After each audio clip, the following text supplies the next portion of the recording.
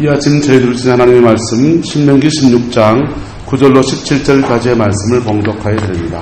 7주를 셀지니 곡식의 낫을 대는 첫날부터 7주를 세어 내 하나님 여호와 앞에 칠칠전을 지키되 내 하나님 여호와께서 내게 복을 주신 대로 내 힘을 다하여 자원하는 예물을 드리고 너와 내 자녀와 노비와 내 성정에 있는 레위인 및 너희 중에 있는 객과 고아와 가부가 함께 내 하나님 여호와께서 자기의 이름을 두시려고 택하신 곳에서 내 하나님 여호와 앞에서 즐거워할지니라. 너는 애굽에서 종되었던 것을 기억하고 이 규례를 지켜 행할지니라. 너희 타작마당과 포도주 틀에 소출을 거두어 들인 후에 이래 동안 초막절을 지킬 것이요 절기를 지킬 때에는 너와 네 자녀와 노비와 성중에 거하는 레위인과 객과 고아와 가부가 함께 즐거워하되 내 하나님 여호와께서 택하신 곳에서 넌 이래 동안 내 하나님 여호와 앞에서 절기를 지키고 내 하나님 여호와께서 내 모든 소출과 내 손으로 행한 모든 일에 복 주실 것이니 너는 온전히 즐거워할지니라. 너희 가운데 모든 남자는 1년에 3번 무교절과 칠절절과 초막절을 내 하나님 여호와께서 택하신 곳에서 여호와를 배웁되 빈손으로 여호와를 배우지 말고 각 사람이 내 하나님 여호와께서 주신 복을 따라 그 힘대로 드릴지니라. 아멘. 대구에 찬미라고 하는 찬양팀이 있었지 않습니까? 이 찬미라는 찬양팀의 대표적인 찬양 인도자가 최영덕 씨였습니다. 이 최영덕 씨가 어느 날 시골에 가서 연합 찬양 집회를 인도했습니다. 그런데 그 찬양 집회를 인도하는데 한 사람이 좀 특이한 행동을 하는 것이었습니다. 남자 청년이었는데 조용한 찬양을 하면은 그냥 조용히 찬양을 합니다.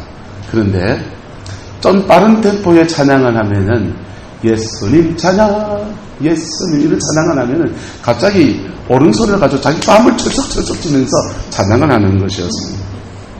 그 찬양 인도하는 사람들이 그 특이한 행동을 하니까 너무 마음에 걸렸습니다.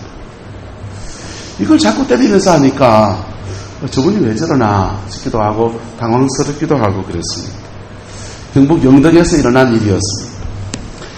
그리고 찬양 집회가 다 끝났습니다. 모든 사람들이 하나님을 기뻐하며 그 은혜 속에서 감사해서 박수치면서 악수로도 한번 하고 이제 헤어지는 때였습니다. 그런데 이 뺨을 철썩 치던 친구가 악수를 하는데 한 손을 이렇게 내민 거예요. 알고 봤더니 이 어깨가 없는 한쪽 팔이 왼쪽 손이 없어서 이 손으로 이렇게 악수를 내밉니다.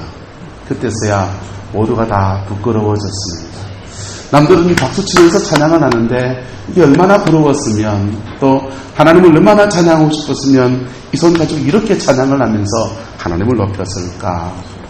그때 많은 함께 찬양 인도를 했던 사람들이 감사가 무엇인지 하나님의 은혜가 무엇인지 다시 한번 깊이 생각하는 그러한 복되고 거룩한 시간을 가졌습니다. 할렐루야.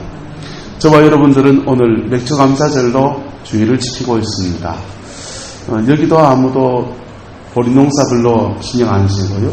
그렇죠? 보리농사 집에서 지금까지 짓는 분요. 그저 집에서 그냥 몇 점 그냥 단순 해먹을 수 있는 정도 이렇게 짓지 않습니까? 밀농사 짓습니까? 밀비지떡이 유행하긴 하지만 밀비지떡도 밀가루로 만들지 않고 쌀가루로 만드는 시대에 우리는 살고 있습니다. 그런데 생뚱맞은 맥주감사절을 우리가 절기로 지키고 있는 것입니다. 이거 무슨 의미가 도대체 있습니까? 이스라엘 백성들은 봄절기와 가을절기로 그렇게 그들은 농사의 절기를 지켰습니다. 봄절기는 6월절로 시작해서 초실절, 그 다음에 맥추절 또는 오순절 같은 말이에요. 이렇게 봄절기가 시작됩니다. 가을절기는요, 가을절기는 나팔절로 시작해서 대속제일, 그 다음요 수장절로 진행이 됩니다. 이 두 가지 봄절기와 가을절기의 중요한 특징은 봄절기는 6월절로 시작한다는 것이고 가을절기는요, 가을절기 나팔절로 시작하지만 그 중간에 뭐가 있습니까? 대속제일이 있습니다. 동일한 것은 뭐냐? 추수의 기쁨을 노래하지만 동시에 거기에 하나님이 우리의 죄를 속죄하시는 유월절과 그리고 우리가 주님 앞에 우리의 죄를 자백하는 이 대속죄일이 함께 둘 다 끼어져 있다는 그 절기를 지키면서 그들이 주님의 백성들이 주님을 찬양하고 기뻐하곤 했습니다. 구약시대의 이 맥추절 날에는 오순절이라 해서 이스라엘 백성들이 시내산에서 10계명의 돌판을 받은 날이었습니다. 이스라엘 백성이 주님과 언약을 맺은 아주 복되고 거룩한 날이었습니다. 신학일으로서는 이 맥추절이 바로 오순절이 되어집니다. 그래서 6월절은 무엇으로 이루어집니까? 예수님이 십자가의 죽으심으로 이루어지고요. 초실절은요, 주님이 부활의 첫 열매가 되시는 축복으로 이루어졌습니다. 맥추절은요, 오순절은요, 성령이 교회에 임하여서 교회가 탄생한 하나님의 복되고 아름다운 성령이 오신 거룩한 날로 그렇게 이루어진 것입니다. 할렐루야. 저는 오늘 맥추절에 대해서 오늘 우리가 새길 수 있는 몇 가지 의미들을 새기고자 합니다. 첫 번째, 맥추절은 감사의 절기입니다. 보리 추수를 끝내고 난 뒤에 모든 추수가 초실절에 시작해요. 초실절에 첫 이삭의 낫을 베기 시작해가지고는 50일 동안 품앗이 하면서 이 집 저 집 다 돌아다니면서 모든 추수를 끝내고 난 뒤에 하나님께 첫 열매, 추수의 첫 열매를 주님께 드리는 귀하고 복된 날이 바로 맥추절이었습니다. 이 맥추절을 지킨 자들에게 하나님이 주님께서 주신 것이지만은 주님께 다시 드리는 그들에게 마음껏 또한 축복하시는 아름다운 날이었습니다. 할렐루야. 우리가 주께 감사하는 것은 주님이 저와 여러분들에게 먼저 주셨다는 것입니다.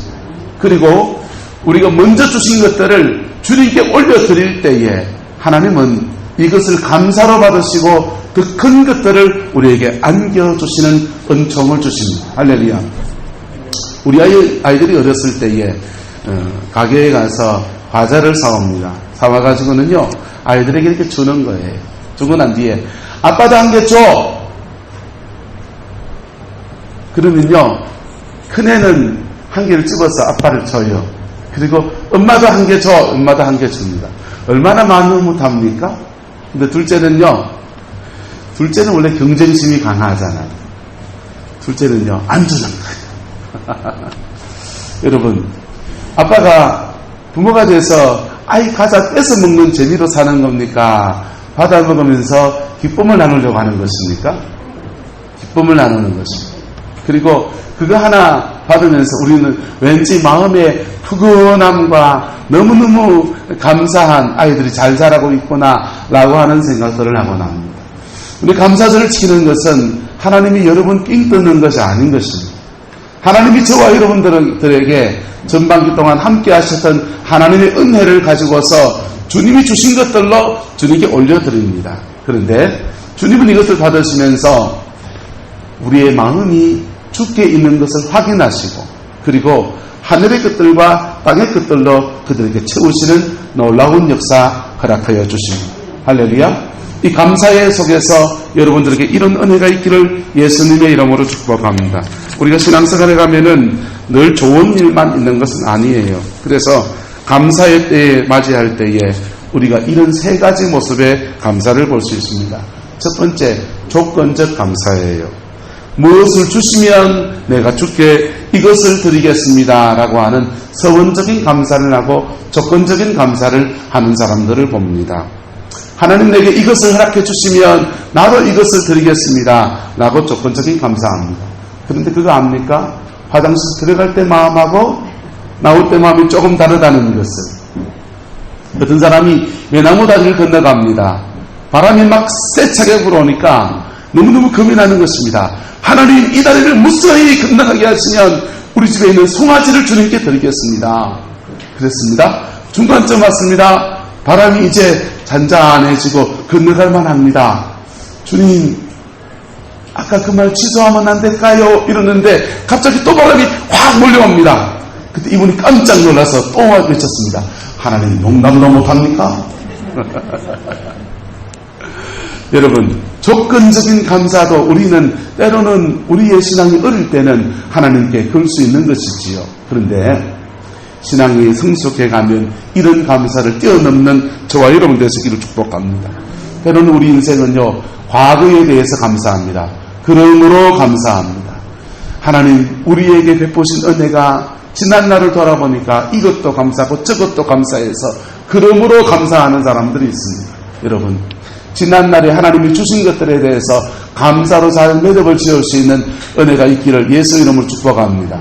여러분, 하나님이 우리 인생에 좋은 것을 주시고 축복하시는 것은 너무나 귀한 것입니다. 그런데 그 좋은 것을 주시고 은혜를 베푸신 것이 감사로 매듭을 짓지 않으면 다 우리의 자랑이 돼요.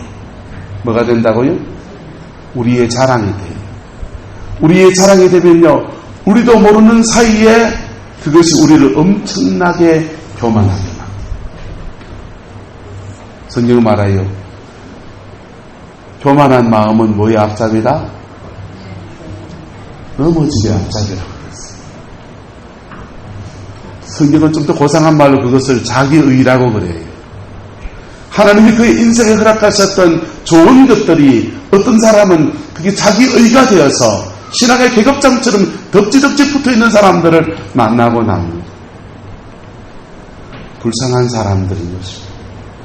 하나님이 그에게 베푸셨던 것들을 감사로 잘 매듭을 지은 사람은요, 이것을 주님께로 은혜를 돌리고 나는 항상 무엇으로 살아갑니까?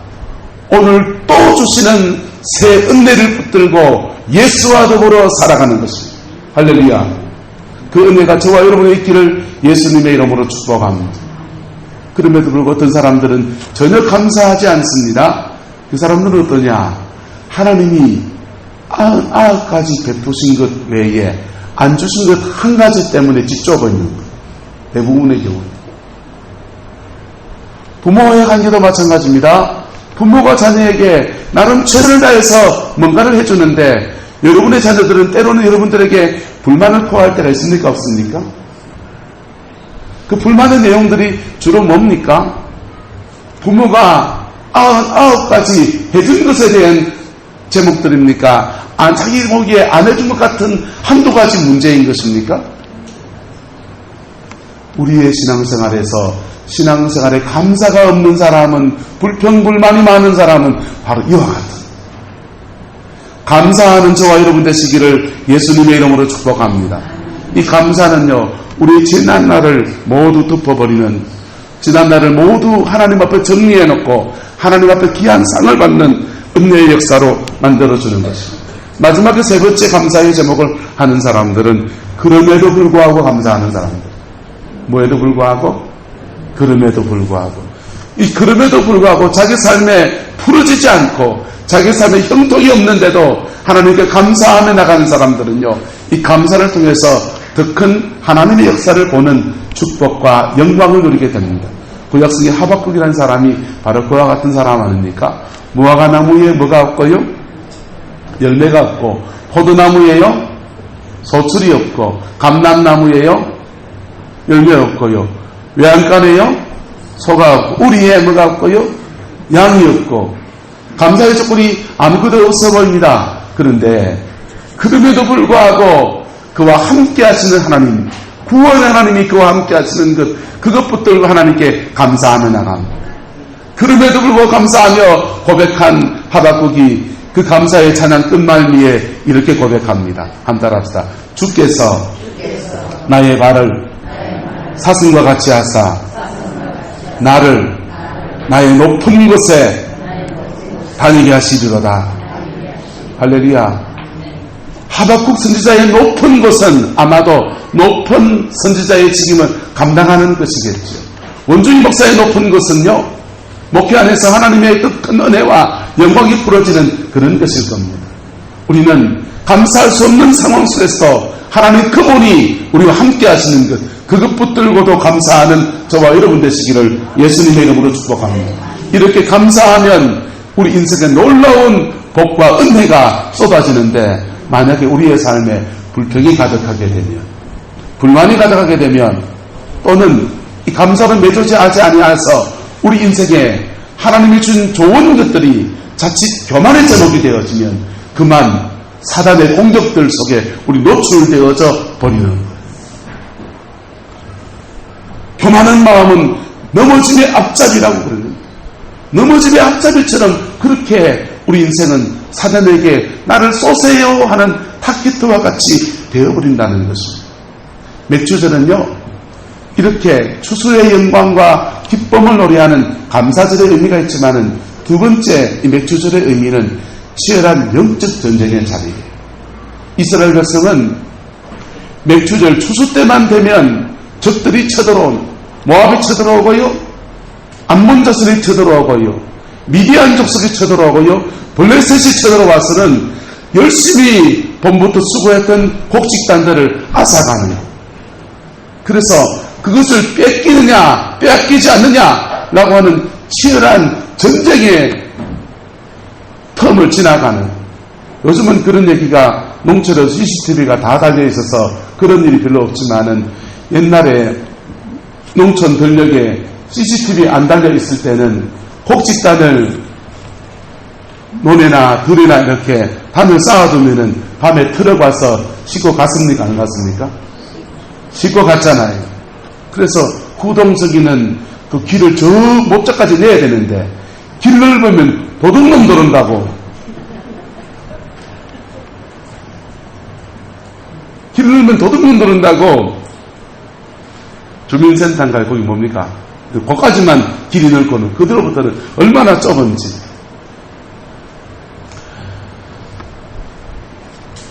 추수 때는 바로 치열하게 뺏기느냐 뺏느냐 하는 그 전쟁의 때인 것입니다. 그래서 이스라엘 백성들은 이 추수 때가 되면은 하나님께 이러한 기도를 하나님께 올려드렸습니다. 한번 따라합시다. 주님, 추수의 권세는 주님께 있습니다. 우리가 봄부터 지금까지 수고하였지만 이것을 거두게 하시는 이는 주님이십니다. 이 맥추절 동안만 이스라엘 백성이 특별하게 기도의 제목을 올려드리면서 하나님께 이 간구를 드리며 나갑니다. 여러분, 여러분의 인생에 하나님이 주는 아름다운 것들을 거두어야 될 고비에 사실은 영적 전쟁이 치열합니다. 어떤 사람들은 사단이 영적 전쟁을 한다는 것을 잘 이해를 못합니다. 마귀가 있긴 어디 있어? 사단이 제일 좋아하는 말이에요. 마귀가 있긴 어디 있어? 마귀가 제일 좋아하는 말이라고요. 마귀는요, 사단은 자기는 숨어있고 다른 사람들을 앞세워놓고 막 불평하고 싸우게 해놓고는 자기는 뒤에서 이루고 있는 거예요. 그게 사단의 역사입니다. 숨어있는 존재로 역사해 나갑니다. 하버드 의과대학을 나온 의사선생님, 정치과 의사선생님이 책을 한 권 냈는데 그 책의 이름이 거짓의 사람들이라는 책이에요. 거짓의 스카펙이라는 사람이 쓴 책인데요. 이 거짓의 사람들이라는 책은 어떤 내용인가 하면은 사람들의 정신과 의사가 돼서 사람들을 이렇게 만나다가 보니까 분명히 이거는 귀신의 역사가 있더라는 거예요. 이분은 무신론자예요. 신앙생활을 하지 않는 사람이에요. 그런데 그 귀신의 역사가 어떻게 일어나느냐? 앞에는 분명히 사람이 떠 있는데 옥두가시설 위에서 누군가 조종하고 있더라. 그게 귀신이 그러더라. 그래서 앞에 떠 있는 사람은 가짜고 실상은 위에서 조종하는 악한 귀신이 그러고 있더라. 그래서 이것을 의학적으로 어떻게 접근해 갈 것인가 전문적인 의학적으로 낸 게 거짓의 사람들이에요. 소설책이 아니고 또 신앙서적이 아니고 전문적인 정신과 의학책으로 내놓은 책이 바로 스카펙의 거짓의 사람들이다. 사단은요, 여러분이 존재하지 않는다라고 하는 말을 제일 좋아해요. 그리고 숨어서 우리의 옛 성품과 우리의 벗겨지지 아니하는 예수 믿기 전에, 거듭나기 전에 그 악한 성품을 통해서 우리를 부추기고 불평하게 하기도 하고요, 원망하게 하기도 하고요, 서로 싸우게 하기도 하고요, 그렇게 난리법석을 떠는 겁니다. 이 영적 전쟁에서 이겨나갈 수 있기를 예수님을 축복합니다. 이게요, 중요한 고비 때마다 일어나는. 어떤 친구는요, 시험치고 중요한 시험을 앞두면 그 전날 꼭 설사하면서 그 시험 시간에 집중하고 그거 준비해야 되는데 화장실 들락날락 하면서 시간 다 보내고요. 짜증나고요. 그래가지고 마음이 초점이 흐려져가지고 그만 그 시험을 망쳤고, 어떤 사람은요 중요한 진급을 앞두고 있는 그 고비 속에서 그만 가정 안에 무슨 우환이 생기고 꼭 그런 일이 반복적으로 일어나는 거예요. 여러분 가정과 삶에 혹시나 이런 것들이 반복적으로 일어난다면 그것은 사단의 역사입니다. 뭐 해야 됩니까? 영적 전쟁에 승리할 수 있기를 예수 이름으로 축복합니다. 영적 전쟁은 이것이 영적 전쟁이다, 이것만 알아도 반점 이기고 들어가요. 할렐루야. 왜냐? 저와 여러분들에게는요 예수 보혈의 권세가 있는, 우리는 저와 여러분 하나님의 자녀인 것입니다. 할렐루야. 저와 여러분 부활하신 주님이 함께 하시는, 그래서 이것을 영적 전쟁이다라고 알고 두 번째 뭐 해야 되느냐? 에베소서 말합니다. 따라서 우리의 싸움은 혈과 육에 가는 것이 아니요, 혈과 육에 가는 것이 아니고 어둠과 정사와 이런 것들에 가는 거라고. 영적 전쟁을 치르는데, 죄송합니다. 누구 만만한 오석 권사님 보고 이러는데 죄송해요. 권사님을 통해서 사단의 공격이 주로 사람 통해서 옵니까? 그냥 공중에서 마귀가 짠 이럽니까? 사람 통해서. 오석 권사님이 시험거리를 준단 말이에요. 그러면은 사람들이요 영적 전쟁에 실패하는 대표적인 사람들이 이렇습니다. 저것도 마귀짓한다. 한 수 치고 들어가는 거예요. 뭐하고 들어가는 거라고요? 한 수 치고 들어가는. 영적 전쟁은요 사람하고 하는 게 아니고 누구하고 하는 겁니까? 어둠의 영들하고 하는 거예요. 싸움의 대상을 바로 파악할 수 있기를 축복합니다. 뭐하고 싸워야 될지 모르고 그 사단이 부추기는 그 사람들하고 뒤따 싸우고, 저것도 마귀짓 한다고, 저것도 고비 때마다 저런다고 그러면서 저들끼리 막 싸웁니다. 마귀는요 팔짱 끼고 앉아가지고 잘 싸우나 되거든. 그러고 앉아요. 영적 전쟁에서 승리할 수 있기를 축복합니다. 구약시대에 이 맥주절의 축복을 받은 사람이 한 사람 나옵니다. 그것은 바로 루시라는 사람입니다. 또 하나의 신약시대에 맥주절의 축복, 큰 축복을 받은 사람이 있습니다. 그건 베드로입니다. 이 두 사람이요 하나님 앞에 맥주절을 맞았는데, 추수 때가 됐는데 완전히 빈털터리의 신세였어요. 루시군요. 롯입니까? 루시입니까? 이제 헷갈리기 시작합니다. 루시죠. 룻은요 이방 나라의 남편을 잃어버리고 시아버지 돌아가시고 청산가부 3명에서 고향 땅에 돌아오고 있습니다. 돌아오는데 오다가 오르다는 자기 길로 가버리고 룻과 나오미 두 사람만 고향으로 돌아옵니다. 고향에 돌아오는데 나오미란 뜻은 즐거움이란 뜻이거든요. 즐거울 일이 하나도 없는 것, 인생에 즐거울 일이 하나도 없이 고향에 돌아옵니다. 사람들이 나오미가 왔다 그러니까 나오미가 말하기를 나를 나오미라고 하지 말고 마라라고 하라. 마라라는 말은 괴로운 자란 뜻이에요. 괴로운 자라고 하라. 아주 괴로운 자로 고향에 돌아옵니다. 추수 때입니다. 맥주절의 절기를 지키는 때입니다.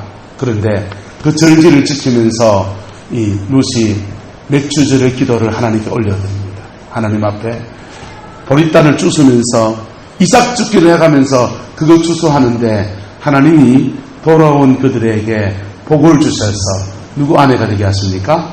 보아스의 아내가 되게 하시고요. 그 가문에 다윗의 왕가를 열어주시고요.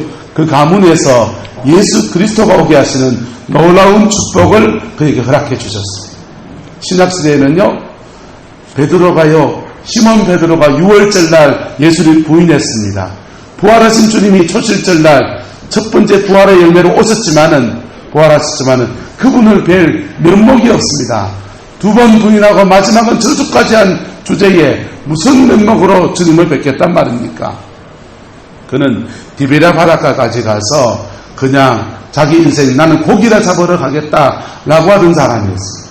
그런 사람이 주님이 찾아오셔서 다시 은혜를 주시고 다시 소망을 주실 때에 그가 이제 마가의 다락방에서 120명의 사람들과 전심으로 기도하며 나갑니다. 무슨 기도했겠습니까? 랄랄라 했겠습니까? 방언이 아직 커지지 않았습니다. 그들은 맥추절 기도를 하나님께 올려드리면서 하나님 인생의 추수는 누구에게 달려있나이다? 하나님께 달려있나이다 라고 고백하며 그렇게 간청하며 기도하며 나갔습니다. 하나님 누굴 들었어야 됩니까? 오순절날 성령이 오셨습니다. 그 성령이 갑자기 베드로를 들어서 확 들어서기 시작합니다. 그래서 3,000명이 죽게 돌아오고 5,000명이 죽게 돌아오는 아름다운 종으로 하나님 그를 들어서 사용하셨어요. 할렐루야. 자, 맥추절의 고비를 지나면서 동일하게 룻도 베드로도 치열한 영적 전쟁의 고비를 지나갑니다. 그것에 걸려 넘어져서 때로는 주님을 2번 부인하고 3번째는 저주하면서 넘어지기까지 했던 사람입니다. 그런데 그 넘어진 자리에서 다시 자기를 추스려서 하나님께 달려나갔더니 하나님은 그들을 통해서 그의 인생의 후반전을 아름답게 살아가는 은총을 베풀어 주신 것입니다. 세 번째 맥추절의 의미는 바로 생애 전환기라는 것입니다. 우리는 우리 인생의 전환기들을 맞이합니다. 아동기에서 청년기로 넘어가기 전에 전환기가 사춘기입니다.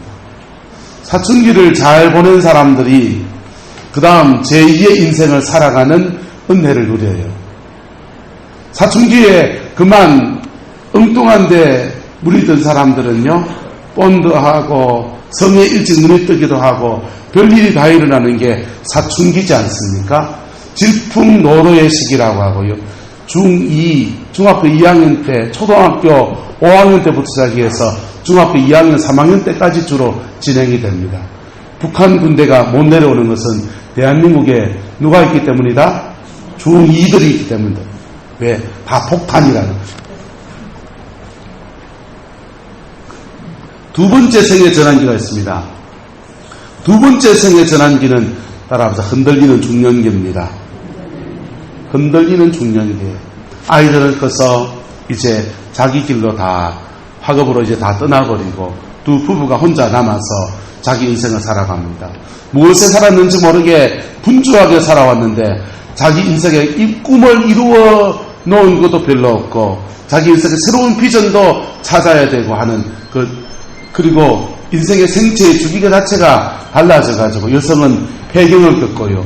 남성은 남성 호르몬의 분비가 약해지면서 자기의 몸 상태가 좋지가 않습니다. 배도 나오고 머리도 빠지고 자기 인생의 새로운 텀으로 넘어갑니다. 그럴 때에 이 중년기는 사람들이 흔들리는 시기가 되었어요.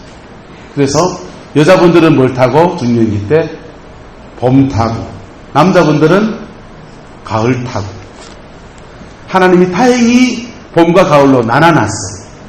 같은 때 타면은 둘이 썸 탈 텐데 하나님이 턱 나눠놨어요. 그런데요, 이 중년기 때를 중년 생애 전환기 때를 잘 보내면 새로운 인생의 여정을 열어가는 축복을 누리게 됩니다. 할렐루야. 바로 우리는 짧은 중년기와 이제는 긴 노년기의 생을 지나가요. 이게 사회에서 심리학에서 말하는 생애 전환기라는 것입니다. 여러분 건강검진 받으러 나올 때 보면은 제2주기 때 검사 받으라고 오는 건 옵니까 안 옵니까? 받아봤죠? 그게 45세 정도에서 그렇게 옵니다. 그런데 예수 믿는 사람들은 이 생애 전환기가 그렇게 인생의 두 시기에만 오는 것이 아니라 중요한 고비에서 계속적으로 반복적으로 이루어지는 것입니다. 그 고비를 믿음 안에 잘 지나가는 저와 여러분 되시기를 예수님의 이름으로 축복합니다. 우리 인생의 새로운 인생의 전환기를 잘 지나간 사람들은요, 지나간 것은 보라 옛 것은 다 사라지고요, 새로운 피조물로서 새로운 존재로서 하나님의 새로운 존재로서 그의 인생을 열어가시는 아름다운 역사가 일어나게 되는 것입니다. 우리는 이 생애 전환기, 영적 생애 전환기를 지나갈 때 사실은 위기를 지나가요. 위기를 지나가요. 그 위기를요, 한자로는 위기란 말이 위험이란 말과 기회란 말이 합쳐진다. 뭐가 합쳐졌다고요? 위험과 뭐가? 기회가 합쳐진다. 한눈 팔면 위험해지고, 정신 차리고 그 잘 지나가면 뭐고요? 기회고. 할렐루야. 그래서 하나님이 그의 인생에 주시는 이 생애 전환기 또는 그의 인생에 주신 위기의 때에 이걸 잘 지나간 사람들은 하나님이 그의 남은 인생에 놀라운 은혜를 주시는 역사들을 우리는 성경을 통해서 수많은 사람들의 간증들을 통해서 너무나 많이 듣게 됩니다. 할렐루야. 그 은혜가 이 맥추주를 보내면서 저와 여러분들이 있기를 축복합니다. 우리는 6월달, 지난주까지 6월달까지 보내고요. 이제 7월달, 이제 하반기를 시작해 갑니다. 전반기 동안에 이루어진 인들 속에서 우리가 정리해야 될 것도 있을 것이죠. 감사해야 될 것도 있을 것이죠. 회개해야 될 것도 있을 것이죠. 이렇게 전환기인 것입니다. 이 전환기를 잘 보내면 하반기에 새로운 하나님의 계획하심과 뜻하심 가운데 우리가 나가게 되는 거예요. 할렐루야. 여러분의 인생도 마찬가지예요. 하나님의 말씀 앞에 설 때마다 하나님은 저와 여러분들에게 새로운 기회를 주신다고. 죄송합니다. 그 위험한 기회라고. 근데 우리가 주로 어느 때에 하나님 앞에 섭니까? 어느 때에 하나님 앞에 섭니까? 잘 나갈 때도 하나님 앞에 서시는 분 박수 쳐드릴게. 막 삶의 문제가 꼬이고 이런저런 일이 꼬여서 전부 여지 없었어라도 하나님 앞에 서시는 분, 우리는 보통 두 번째인 경우가 많잖아요. 그래서 인생의 위기의 때가 바로 영적 생의 전환기가 되어지는 것입니다. 할렐루야. 우리 노예의 서울의 동안교회 김영준 목사님의 간증을 며칠 동안 이렇게 들었습니다. 그 목사님의 간증을 들으면서 이분도 나름의 자기의 십자가를 지나왔구나 이런 생각을 했습니다. 목사님이 서울의 무학교회에 부목사로 있다가 그 교회에서 인재를 키운다고 미국 시카고로 유학을 보내준 것입니다. 유학을 가서 상담학 공부를 하는데 한국에서 아주 가슴 아픈 소식이 들려옵니다. 사모님이 첫 아기를 낳았는데 사산을 했어요. 그리고는 이제 혼자 남아있다 보니까 사모님이 그만 우울증에 걸려요. 사모님이 우울증에 걸려가지고 너무너무 고생을 합니다. 자기는 미국에서 상담 공부를 하면서 가난한 유학생 생활을 해나가는 겁니다. 그런데 자기도 자기 인생에 너무나 처량한 거예요.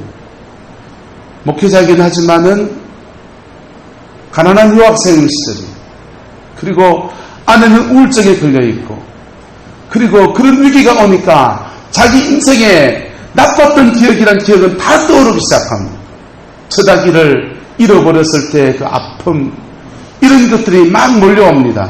그리고 하나님을 향해서 원망이 막 터져나옵니다. 하나님, 당신은 내가 자살해도 당신은 나를 지옥에 던질 수가 없다고. 왜? 당신은 내게 행복이라는 것을 한 번도 준 적이 없지 않냐. 하나님께 막 항의를 하고 그렇게 땡깡을 지키고 있었습니다. 시카고 근처에 어떤 호수가 있었는가 봅니다. 호수 근처에 나가서 상념에 잡혀 있어서 이렇게 호수 강변을 쳐다보고 있으면은 강이 자기를 막 부르는, 저기 뛰어들면 되는데 그런 마음이 막 옵니다. 그런데 목사라는 신분 때문에 나 하나 이렇게 죽으면 너무나 많은 사람들에게 아픔을 주고 신앙에 해이를 주겠다는 그런 마음이 들어서 차마 그렇게 못하고 그렇게 인생되었습니다. 그런데 집에 기숙사에 와보니까 자기 전화기로 음성이 녹음되어 있는데 한 미국 여성이 영어로 이렇게 녹음을 해놓고는 난 당신을 알지 못하는데 하나님이 당신에게 너무나 큰 사랑을 베풀고 있고 하나님이 당신에게 너무 사랑한다고 이 말씀을 전하라고 하십니다. 그 녹음이 되어 있는 것입니다. 그리고 자기 전화번호가 남겨두고서는 전화를 하라고 이렇게 되어 있어요. 이 김영준 목사님이 별로 그때는 유명한 사람도 아니었고 가난한 유학생 신분에 자기 처지를 알고 누군가 전화해줄 사람도 없는 데다가 그것도 한국 사람도 아니고 미국 여자가 영어로 녹음을 해놓으니까 이게 무슨 일인가 싶어서 전화를 해봤습니다. 당신 누구냐고 하니까 미국의 어떤 순복음 교회를 다니는 한 성도라는, 당신 내 사정을 어떻게 알았냐고 하니까 하나님이 가르쳐줬다는, 이영마의 타임에서 하나님이 자기를 보고 있다는 이 음성 앞에 이분이요 마음을 다시 추스리고 미시시피 강에 뛰어들어서 자살하느니 금식 기도하다가 죽자 이 마음 가지고 금식 기도를 합니다. 2주간을 금식하고서 주님의 응답을 기다립니다. 주님의 응답을 기다리는데 주님의 응답이 이래요. 너 공부 내려놓고 한국으로 돌아가서 아내를 돌봐라 이러는 겁니다. 조그마하게 이민교회를 섬기는데 그 교회가 부흥해서 너무나 재미가 나는데 자기 내심 생각에는 네 아내 좀 놔두면 내가 치료할 테니까 너 이 교회를 잘 돌봐라. 그러면 내가 치료하리라. 이런 음성이 들릴 줄 알았는데 웬걸 이 교회는 네가 아니어도 잘 돌볼 사람만 있으니까 너 돌아가서 너희 아내 돌봐라 그러는 거야. 학위과정도 제대로 마치지 못한 상태로 이 김영준 목사님이 한국으로 귀국합니다. 귀국해서 아내와 시간을 같이 보냅니다. 아기를 낳으면서 사산한 아픔, 그리고 남편이 이영말이 타향으로 떠나간 그런 상황, 그리고 유학생 생활하는 동안의 경제적인 어려움들, 이런 것들 때문에 엎치고 겹쳐서 그만 우울증에 걸린 아내를 남편으로서의 자리를 지키면서 잘 돌보기 시작합니다.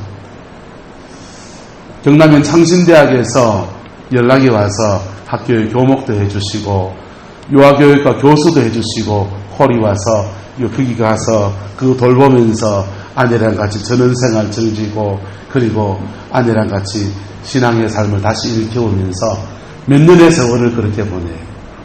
그렇게 보내고 난 뒤에는 서울의 지구촌 교회에 이동원 목사님 미국 간 동안에 그 교회를 돌봐주는 거 하다가 우리가 알고 있는 대로 우리 노예의 동안교회에 와서 목회를 하는 거예요. 그분도 자기 인생의 중요한 고비를 지나갔습니다. 아내가 우울증에 걸리고 가난한 유학생 신분이고 자기 속에 절망 같은 시간이 왔는데 그 시간 함께 하시는 하나님 붙들고 일었었더니 할렐루야, 함께 하시는 하나님 붙들고 일었었더니 그 인생에 웃을 날 하나님이 주시더라고요. 할렐루야. 우리 믿음의 사람들은 하나님이 복을 주실 때 대부분 그냥 주지 않습니다. 왜? 그냥 주면 그 복 가지고 넘어져 버려요. 그래서 대부분의 믿음의 사람들은 인생의 중요한 고비를 하나님이 지나가게 허락하신다. 사단이 역사하는 것이고요, 원수가 직접되고요, 심지어는 그가 가까운 사람들이 그를 정죄하고 비판하고 판단하는 그러한 시간도 지나가기도 합니다. 그런데 그거 지나가면서 포기하지 않고 주를 바라보고 나가면 그 사람 안에 알 수 없는 평안이 옵니다. 무슨 온다고요? 알 수 없는 평안입니다. 그 평안 가지고 있어요. 넉넉히 그 상황을 이기고 지나가고 뚫고 나갑니다. 그리고는 그의 높은 곳에 다니게 하시는 은혜가 주어지는 거예요. 제가 믿음의 삶을 살고 목회를 해가면서 많은 사람들이 이 중요한 고비에서 시험하는 자 사단에게 흔들려요. 목회를 하면서 또 중요한 이 고비에서 사단이 누구를 통해 시험한다고요? 사람 통해서. 그 사람하고 치고받고 싸워요. 그때는 영적 전쟁을 할 때인 것입니다. 뭐 할 때라고요? 영적 전쟁을 할 때인 것입니다. 주님을 바라보면서 영적 전쟁을 할 때인 것입니다. 그거 지나가면요, 하나님이 그의 높은 곳에 다니게 하시는 은혜를 베풀어 주십니다. 그의 높은 곳에, 목사는 목사의 높은 곳에 그렇게 다니게 하시고, 김영준 목사님처럼 여러분은 여러분의 높은 곳에 다니게 하시는 그 역사 허락해 주시는 것. 너무나 안타까운 분들이 계십니다. 기도 많이 합니다. 봉사 많이 합니다. 그런데 이 중요한 영적 고비를 못 넘어가요. 그래서 그의 기도한 것을 스스로 허물어버려요. 그가 수많이 주님께 심고 수고한 것들을 그만 스스로 무너뜨려 버립니다. 그리고는 그런 분들이 주로 불평이 많아요. 하나님, 내가 이렇게 기도했는데 왜 응답하지 않습니까? 아니요, 하나님은 응답하시려고 하십니다. 하나님은 응답하시려고 하시는 거예요. 그래서 그 마지막 고비를 지나가면서 그릇 만드신다. 뭐 만드신다고요? 그릇 만드신다. 월차 기도 때 이 말씀 나누었습니다. 하나님은 우리를 축복하시는데, 축복이란 말은 빌축자의 복복자를 써요. 그래서 목사가 축복권을 가지고서 축도란 말을 줄여서 축복기도를 축도라고 하는 것이죠. 이 축복기도를 합니다. 축복기도는 목회자가 하고, 복은 누가 주시고? 하나님이 주시는.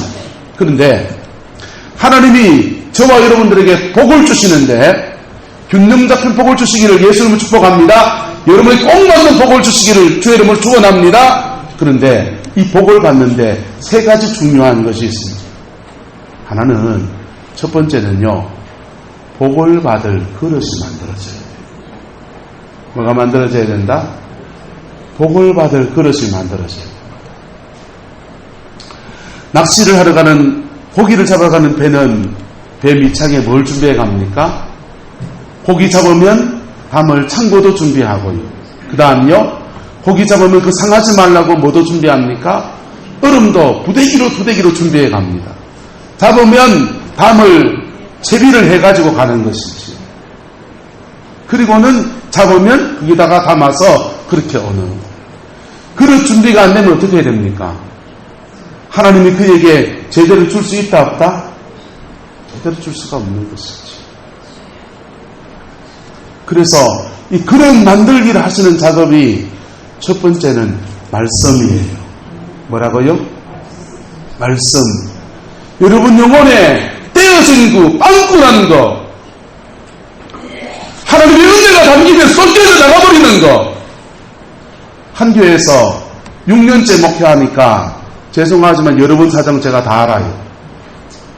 저분은 저거 고치면 되겠는데, 저렇게 하나님 앞에 나가는데, 저 가지고 저거 풀리면 될 텐데, 그렇게 뻔히 보여요.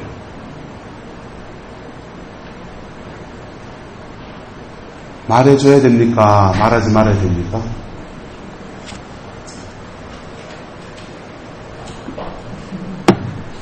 그게 참 고민이에요. 말해주면 깨닫고 자기를 때울 사람이 죄송합니다. 그렇지 안 되더라고. 목사님이 내보고 간다고. 그 소리 나와요. 하나님의 말씀 앞에 여러분의 빵꾸난 것이 떼워지기를 예수님의 이름으로 축복합니다. 구멍난 전대가 태워지고요.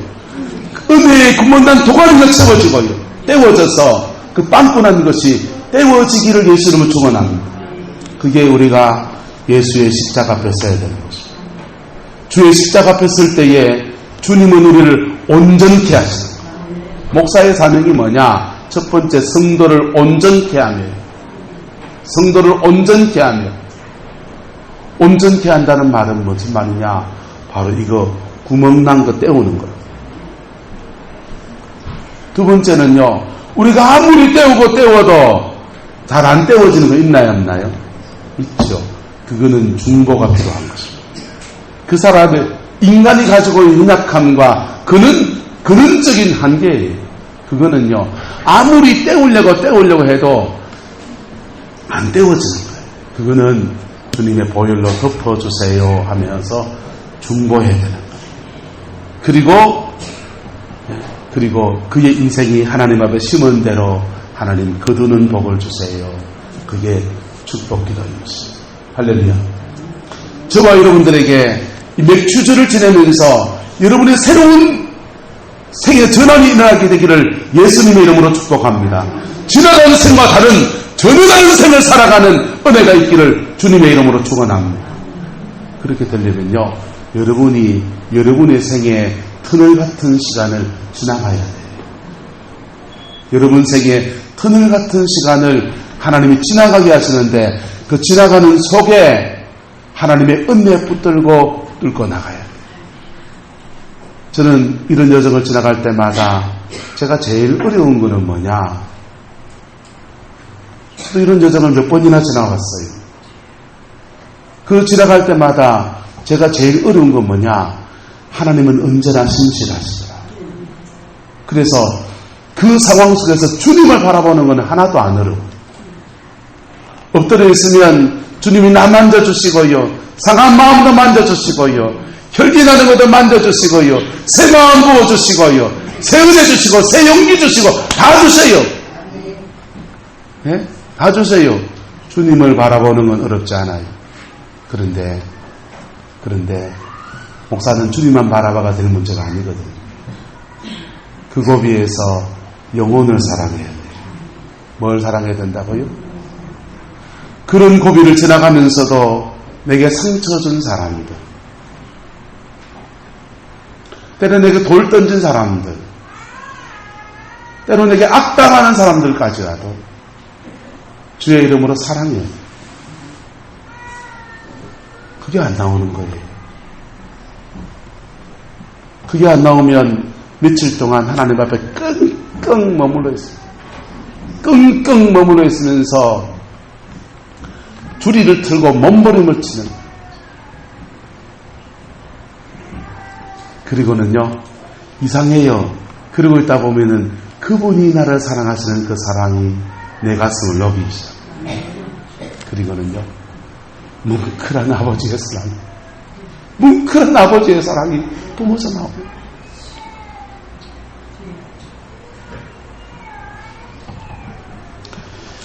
계시록을 보면 에베소 교회가 나옵니다. 에베소 교회는요, 환난과 핍박 중에 인내도 잘했어요.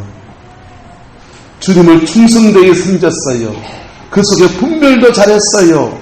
그런데 에베소 교회는 주님이 그 촛대를 옮기겠다고 그래요. 왜요? 처음 사랑을 잃었기 때문입니다. 여러분이 인생의 고비를 지나갈 때에 결국은 이길 수 있는 것은 두 가지밖에 없어요. 주님을 바라보는 것. 두 번째는요, 사람을 사랑하는 것. 그 두 가지가 되어지면 하나님이 패스오버 통과했다는 것. 할렐루야. 그러고 나면 그의 인생의 새로운 텀으로 하나님 이끌어 가시는 놀라운 역사가 일어나게 됩니다. 많은 믿음의 사람들 이 고비를 지나가면서 이렇게 세워져서 하나님 손에 붙잡힌 사람이 되어서 주님의 영광이 이루어가는 아름다운 역사들을 이루었습니다. 저와 여러분의 남은 생이 되기를 예수님의 이름으로 축복합니다. 저와 여러분 남은 생이 이렇게 인생이 풀어져요. 내 십자가 내가 지나가면서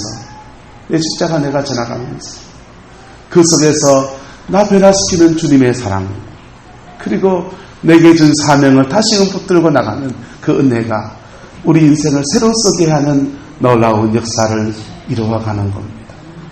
이런 얘기가 있습니다. 예수님의 제자 가운데, 제자의 제자 가운데 마가가 있지 않습니까? 마가에 관한 전설에 관한 이야기입니다. 마가가 어느 날 환상을 보았습니다. 환상을 보니까 예수님이 무거운 십자가를 지고 가고 있는 것입니다. 마가는 자기 짐이 아무것도 없어요. 그래서 마가가 예수님께 말했습니다. 예수님, 또 십자가를 지십니까? 그 짐을 내가 지겠습니다. 그러니까 예수님이 말하기를, 마가야, 이는 네 짐이나 져라, 이러더라는 거예요.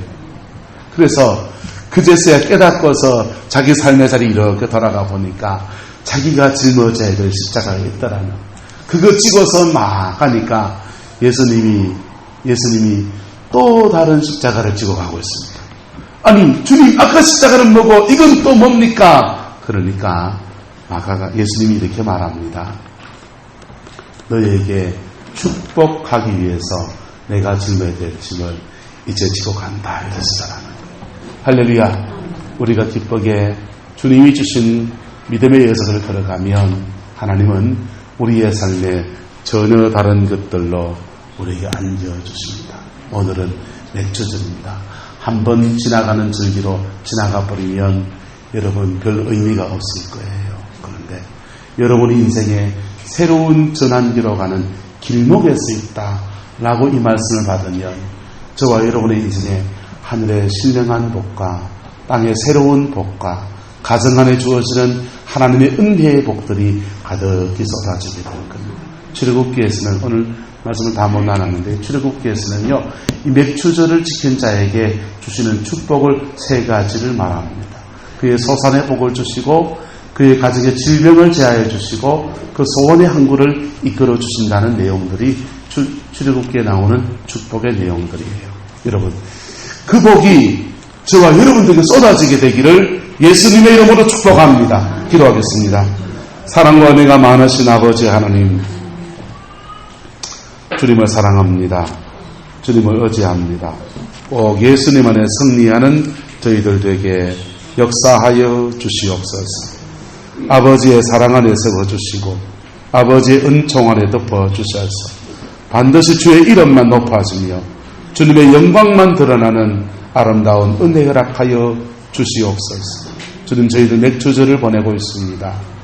하나님, 상반기 동안에 교회에 아름다운 성장도 주시고 아버지 믿음 안에서 놀라운 재정의 축복도 주셔서 모든 빚도 다 갚고 성도들이 믿음 안에 자라가고 있는 것도 감사하고, 또 아버지 하반기 가운데 또 새롭게 하나님 행하실 일들로 인하여서 주님을 찬양합니다. 주님, 그러나 저러나 주님이 우리와 함께 하시는 것, 그것으로 인하여서 가장 기뻐합니다. 이 기쁨이, 이 즐거움이 우리 모든 성도들의 삶의 자리에 가득할 수 있도록 축복하여 주옵소서. 지금은 우리 구주 예수 그리스도의 은혜와 우리 하나님의 그 크신 사랑과 성령 하나님의 내주 교통하시며 우리의 삶의 모든 자리에 함께 하시되, 특별히 인생의 전환기에서 놀라운 복으로 역사하시는 주의 놀라운 역사가, 그 붙들어 주시는 역사가 오늘 믿음으로 예배를 드리고 맥주절의 영광을 기대하며 나가는 성광의 모든 성도들 위해, 가정과 자녀들 위해 지금부터 영원토록 함께 계시기를 간절히 축원하옵나이다. 아멘.